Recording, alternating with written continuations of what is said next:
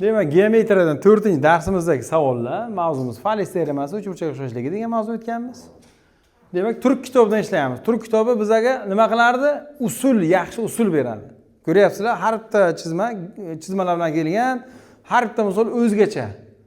Ya'ni bir-biridan boshqacha usullarni o'rgatyapti bizga. Usul o'rganish uchun turk kitobini tavsiya qilamiz. Xo'p, demak, uchburchak berilyapti. Demak, ABC uchburchak berilyapti. Bu yerda YD BSga parallel qilib o'tkazilgan va SY bisektrisis ekanligini ma'lum deyapti. BS 15 ekan, mana bu bo'lak 2 3 bo'lsa, bu yer x ni toping degan savol ekan. O'quvchilardan so'radik.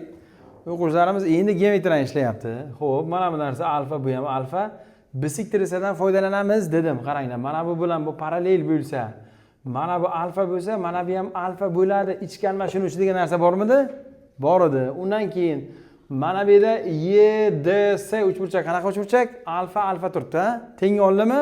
Alfa qarshisida x, yana alfa qarshisida nima bo'ladi? X bo'ladi. Tushundingizmi?